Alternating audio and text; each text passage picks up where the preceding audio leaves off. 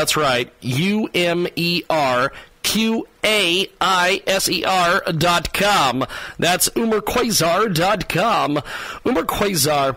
And a small team of developers and focus on strategies and technologies like AI, cloud, RPA, AR, and Microsoft.net.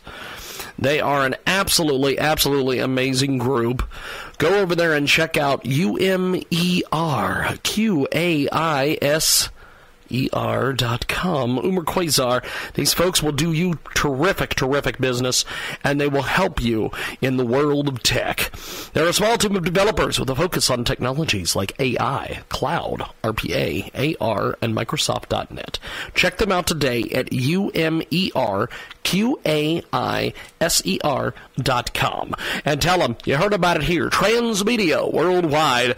Let's get into it with our next guest here on our big broadcast. It is the Sunday radio broadcast, coast to coast, border to border, tune in, iTunes, Sun Radio Loyalty. And we are going to get a hold of our first guest here on our big program. And welcome to it. It is the Labor Day edition, or Labor Day weekend edition, whatever the hell you want to refer to it as. Or if you hear us on the mix, Tuesdays at 4 p.m., that's the day after Labor Day edition of the world-famous Jiggy Jaguar experience. It's just the way it is, kids. Welcome to it, and we're hoping that you enjoy our broadcast today, and we are going to get things started here with our first guest. I've got to get things the way the computer has been acting lately, the way the broadcast computer with the Manicam and the Google Chrome don't quite get along with each other, so I've got to do all sorts of shenanigans. But we're going to get things started today with Molly. Get Molly in here. This is Molly. Good morning, Molly. How are you? It's James Lowe with iHeartRadio calling you for your radio interview. How are you, my friend? Good. How you doing? Pretty good, actually. We have got a great guest joining us today here on Skype Audio, and the topic is absolutely amazing. We're talking with criminal justice reform expert Molly Gill, Vice President of Policy for Families Against Mandatory Minimums. Gill is a lawyer, advocate, and expert on sentencing law and policy. Before we get started, tell us a little bit about FAMM, my friend. Sure. FAMM is a nonpartisan, nonprofit organization. We're 27 years old and located in Washington, D.C., and we work with Congress and state lawmakers to get rid of mandatory minimum sentencing laws so that people get fair punishments that fit them and their crime. And we also work on things like prison reform and clemency and making sure that sick and elderly prisoners who do not pose a public safety threat don't die behind bars. It's an absolutely amazing organization. Molly Gill joins us today here on Skype Audio to discuss a great topic. Recently, Pastor John Gray of the Relentless Church in Greenville, South Carolina, is one of the several black faith leaders under fire for attending a meeting with President Donald Trump at the White House. Gray, along with Daryl Scott, a pro-Trump pastor from Ohio, Alveda King, niece of Dr. Martin Luther King Jr., and Bishop Harry Jackson of Hope Christian Church in Maryland met with Trump recently. The ministers are being criticized for a meeting with the president, whom say it is racist and has policies that aren't in favor of minorities. Tell us a little bit about this and FAMM's viewpoint of this meeting. Sure. The reason the pastors went and met with President Trump is that a bill is moving in Congress that would reform our federal prison system and the way that we think about rehabilitating federal prisoners.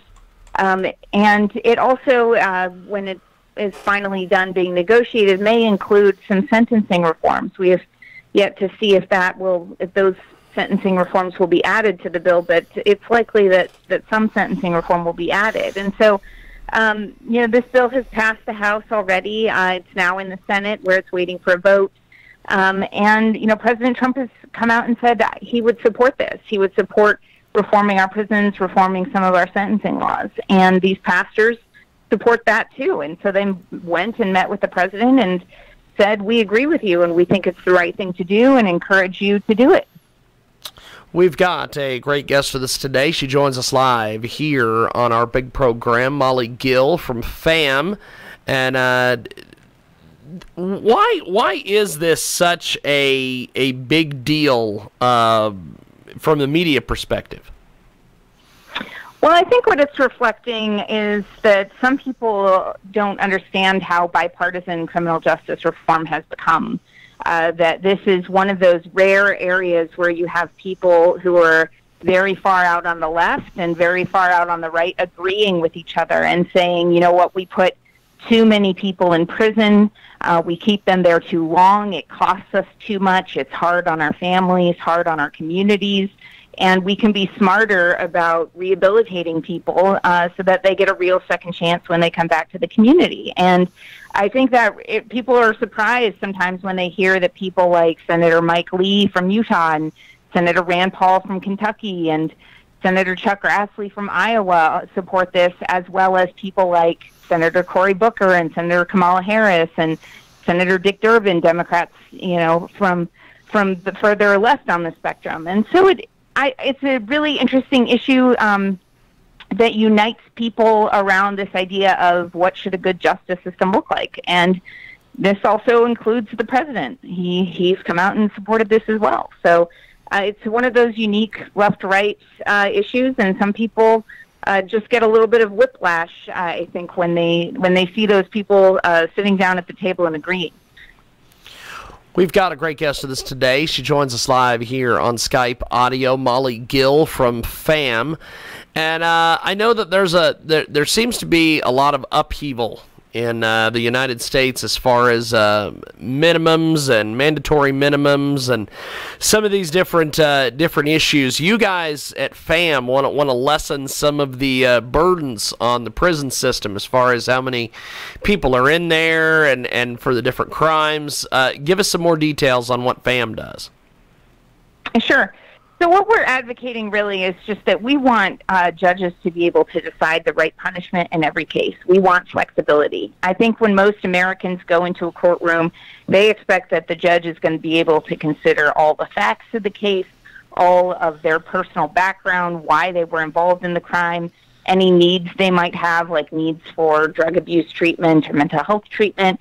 And a lot of people go into court and are really surprised when they find out that there's a mandatory sentencing law that says, if you commit this crime, you get this sentence, and none of those facts matter. And that feels really un-American to people. It doesn't, sort of honor our traditions of individual dignity and liberty. And a lot of people come away feeling actually like the justice system produced an injustice. And we have a lot of stories like that on our website, famm.org. You can click on our stories tab and read, dozens of stories of people who are frankly just doing way too much time in prison for nonviolent drug offenses, sometimes gun possession offenses, and we really need to re-examine some of these laws. Well, and I'm glad you brought up the gun issue. We have got Molly Gill with us today. She joins us live here on Skype audio to discuss FAMM and also to discuss some of the other issues of the day. Another issue I want to talk about is there seems to be a lot of shootings in the United States, a lot of different things going on with guns. If we keep having some of the shootings in this country, I notice that a lot of states seem to be moving at light speed to create mandatory minimum gun laws. A lot of these do not work. Give us your view and thoughts on this. Yeah, mandatory minimum gun laws, I think are, certainly they have good intentions. No one wants to experience gun violence in our communities, but oftentimes they misfire, no pun intended. And they really capture a lot of people who aren't using guns for violent purposes, and sometimes are quite innocently possessing guns. Sometimes they impact people who aren't even the people who own the guns. So there's a story on our website about a woman named Mandy Martinson, just a sort of Iowa girl, had a pretty good upbringing, got involved with drugs and got addicted to drugs, for a very short period in her life, it was real kind of anomaly in her life, started dating a guy who was selling drugs, giving her drugs for free.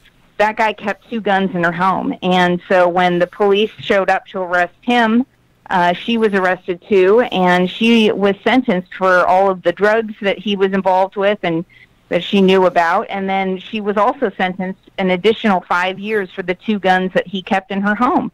And these were guns that she didn't own and she had never used. And, so she was not your sort of typical gun offender, and yet she got this mandatory 5-year extra penalty on top of 10 years for drugs because her boyfriend kept guns in her homes.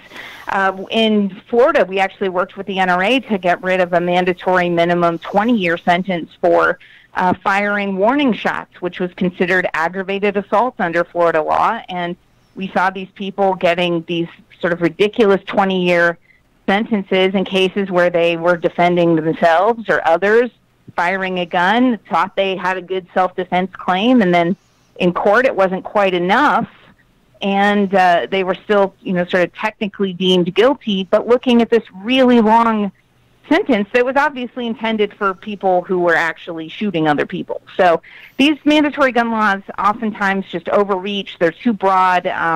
They're, hitting the wrong people. We've got a great guest with us today, Molly Gill. She joins us from FAMM. And before we let you go, Molly, how do we find you online and get involved with FAMM?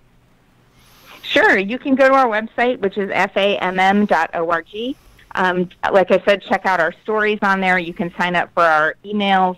We'll send you opportunities to contact your lawmakers and tell them to, reform these laws or not to pass more of them.